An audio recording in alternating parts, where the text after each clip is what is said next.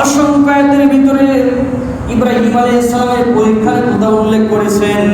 ইব্রাহিম আলাইহিস সালামকে ডেকে বলেছেন, আসলিম, তুমি আত্মসমর্পণ করো, সিলিন্ডার হয়ে যাও। ইব্রাহিম আলাইহিস সালাম কোনো প্রশ্ন করেন নাই, কোন ব্যাপারে সিলিন্ডার করবো, কি কারণে করবো, এক কথায় উত্তর দিয়েছেন, আসলামতু লিরাব্বিল আলামিন। সুবহানাল্লাহ বলে আমি আত্মসমর্পণ করলাম আল্লাহ রাব্বুল আলামিন, যিনি বিশ্বজাহানের রব, তার কাছে আমি সিলিন্ডার হলাম। অসংখ্য পরীক্ষা নিয়েছেন দিনের দাওয়াত দিতে গিয়ে।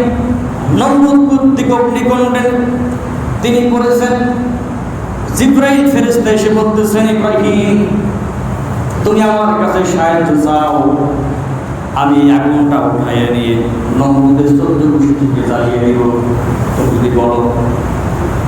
ইব্রাহিম আলাইহিস সালাম বললেন, জিবরাইল, এটা আমার পরীক্ষা চলছে, তুমি ডিস্টার্ব করো না।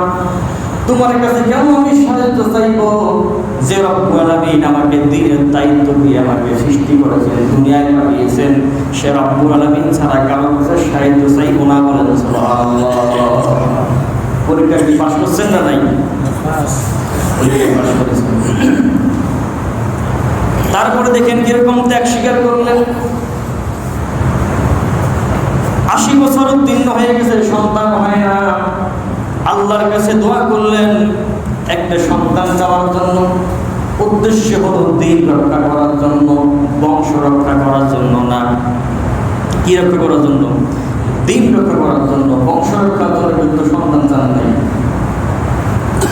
দোয়াটা দেখলে বোঝা যায়, রব্বি হাবলি মিনাস সালিহিন।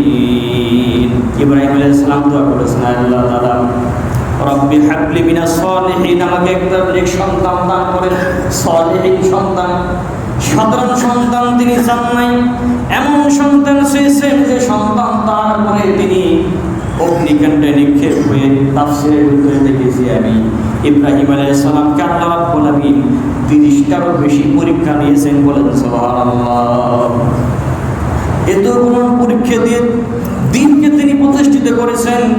আর তিনি চিন্তা করলেন, তিনি মারা যাওয়ার পর যখন তার এই দ্বীনের ঝান্ডা বহন করার মতো লোক থাকবে না, হয়তো জমিন থেকে দ্বীন ধ্বংস হয়ে যাবে। এই জন্য আল্লাহর কাছে দোয়া করেছেন, আল্লাহ তাআলা আমাকে এমন একটা নেক সন্তান দান করুন, যে সন্তান আমি মারা যাওয়ার পরে এই দ্বীনের ঝান্ডা বহন করবে। বলেন সুবহানাল্লাহ। দেখেন 86 বছর উত্তীর্ণ হয়ে গেছে। 86 বছর, 87 বছর, বিভিন্ন বর্ণনায় বিভিন্ন রকম পাওয়া যায়, অর্থাৎ 80 বছর পার হয়ে গেছে। এরকম বয়সে আল্লাহ পাক তাকে সন্তান দিলেন। সন্তান দেওয়ার পরে বললেন, ইব্রাহিম, এই সন্তানকে লালন পালন করা যাবে না, এই সন্তানকে রেখে আসো মক্কায়, যেখানে খাবার নাই, পানি নাই, মরুভূমি এলাকায় রেখে আসো। ইব্রাহিম আলাইহিস সালাম কোনো প্রশ্ন করলেন না, কোনো কিছু বললেন না, কেন রেখে আসবো, কি কারণে রেখে আসবো। বিনা প্রশ্নে আল্লাহ রাব্বুল আলামিনের হুকুমকে পালন করলেন। তার সন্তান এবং স্ত্রীকে বিনা প্রশ্নে মক্কায় রেখে গেলেন। বলেন সুবহানাল্লাহ।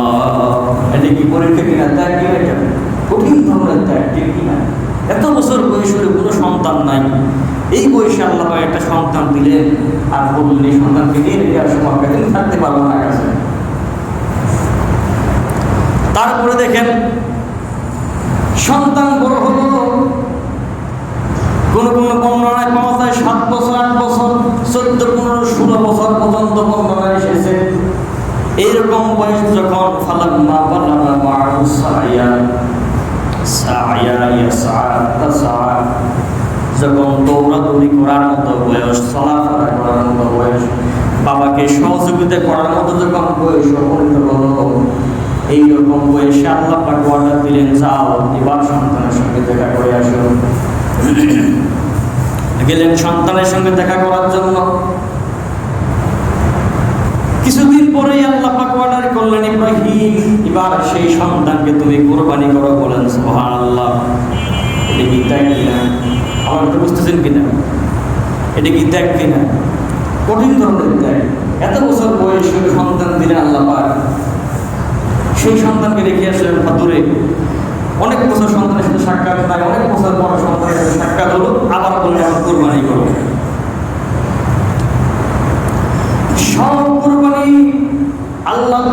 পেশ করলেন, সন্তানকে কোরবানি করার জন্য নিয়ে গেলেন, ত্যাগের নজরানা পেশ করলেন।